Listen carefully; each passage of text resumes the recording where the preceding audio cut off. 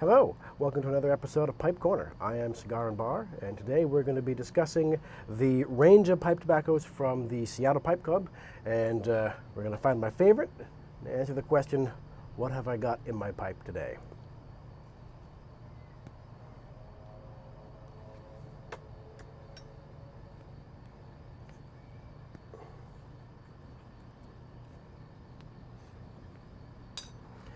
So for those of you who have been following along on Instagram, you know that I have been sampling the 9 tobaccos that I got from the Seattle Pipe Club.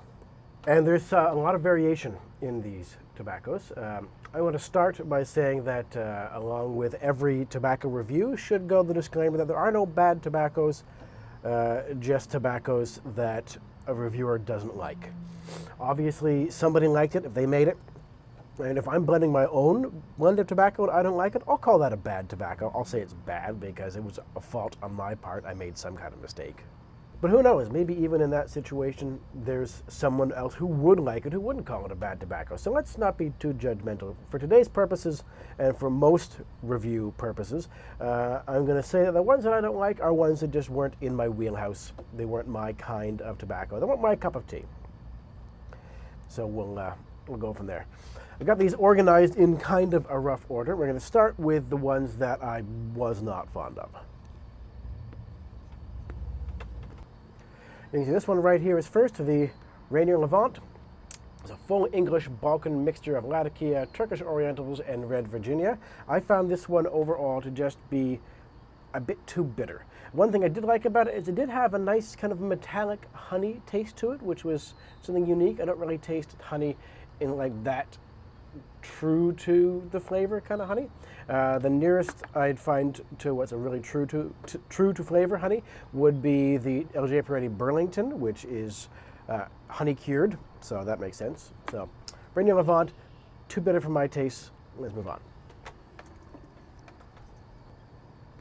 Next, we've got the Deception Pass. Deception Pass is a Northwest-style Virginia Perique fusion with a bit of Turkish Orientals. It is very Virginia forward, and I found it to be just underwhelming. It was good. It was all right. It wasn't blowing me away compared to some of the later ones on the list. Next up, we have the Potlatch, celebration of Cavendish, Luxury Burley, Virginia's, Latakias, Perique, and Orientals. I found the Potlatch had a really nice maple sweetness to it, so kind of a Canadian content, a little bit mapley there. And what I really liked about it was towards the mid-bowl, I started getting some hints of bitter clove, which very different from the bitterness of the Rainier Levant. Really liked this slight bit of bitterness, and the clove was a different kind of bitterness. So this one was nice, but not in my top 4.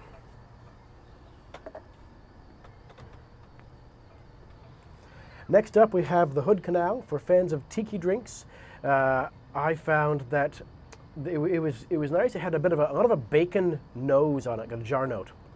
And when I started smoking it, I could really pick out a bit of rum funk, that kind of banana funkiness you get from a Jamaican pot stilled rum. So that was nice, but it was fleeting, and it really wasn't the overall flavor characteristic. And again, nice tobacco, had some nice surprising notes in it. Still not in my top 4.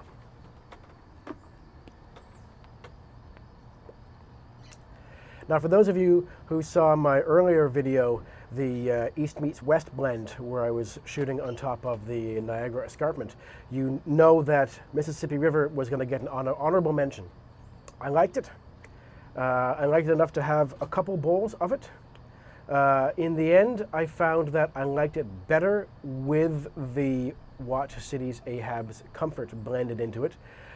It's nice, it just needed a little more oomph in flavor. And for that reason, on its own, without the Ahab's Comfort, I'm not putting it in my top 4.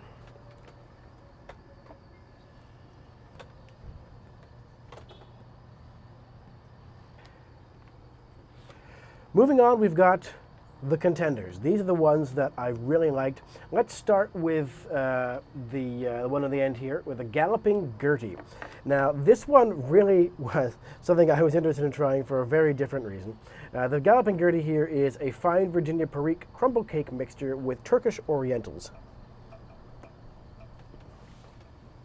And I really liked it. It was peat mossy and had a floral quality to it that was approaching a Lakeland style tobacco. It was really nice. It had a dry, perfumey, floral, peaty flavor, and it was really nice. But if you can see, the logo here that they use, this Galloping Gertie, was the name given to the bridge that spanned the Tacoma Narrows, which was a famous engineering blunder.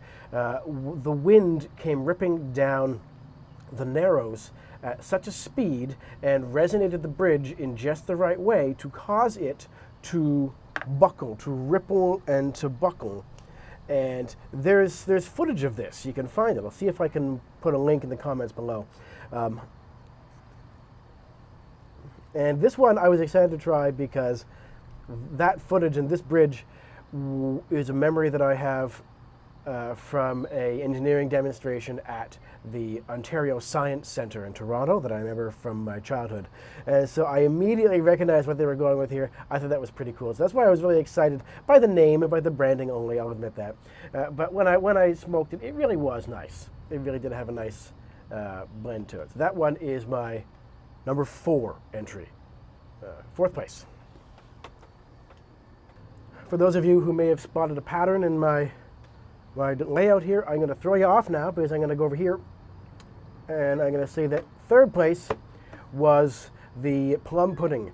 The plum pudding, this is the special reserve. Plum pudding is described as an English Balkan pressed and plug cut tobacco, a rare blend of Latakia, Orientals, Virginias, Periques, and Cavendish. This is a great blend. This blend is just Christmas. It's chocolate and it's baking spice and it's great. And it's also got, towards the end, I picked out some pear and citrus. So there's some really nice things going on in here. And it's a very bold blend. Very good, really enjoyed it. Also, I don't have a lot of plug cuts. So it's always fun to kind of take a knife and cut off your flake and then fold it or break it up and do what you want with it. The plug cuts are fun. But for reasons that I will get into, this one, 3rd place, it wasn't my favorite.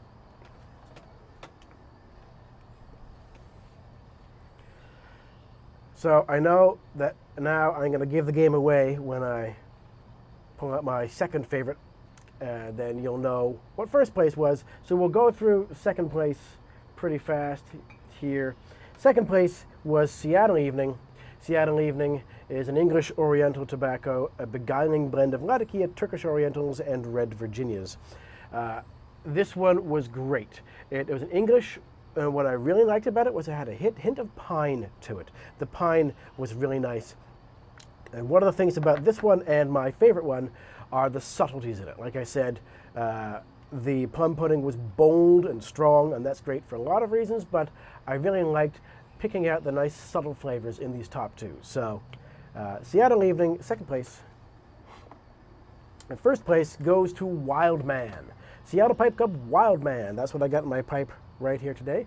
Pacific Northwest English Crumble Cake Latakia, blended Turkish Ribbon, Red Virginias, and Spicy Orientals. This was a lovely smoke. And for this, I'm gonna pull out my full review notes, all the flavors I liked in it.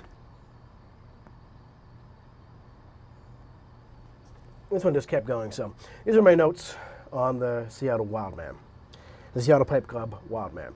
Dry notes of barbecue sauce and cedar, lighting notes of Latakia and maple, low pepper, a very understated finish, faint hints of mango or pineapple, an excellent breakfast or all-day blend, very little sting on retrohale, undertones of hickory throughout, cream with maple at the mid-bowl, retrohale notes of dried apple and leather, faint hints of chocolate-covered raisin, late bowl baking spice, and a strong spice finish. Wow.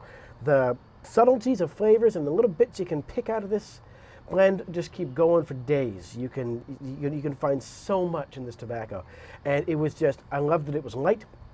It had such a varied array of flavors, and what I really liked, the thing that in my mind keeps going back to, are those little bits of mango or pineapple, just that fruitiness, that very subtle fruitiness, and it's still there. It's just underneath a very light-bodied smoke, and I love this blend. This is really good.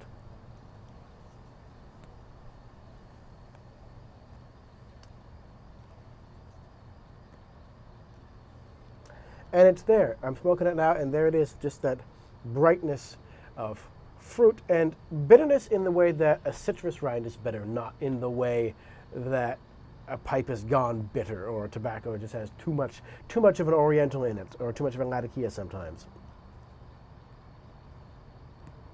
Now, this one is balanced and lovely, and I can smoke this one again and again and again. And in a meerschaum bowl, I can, so I just might.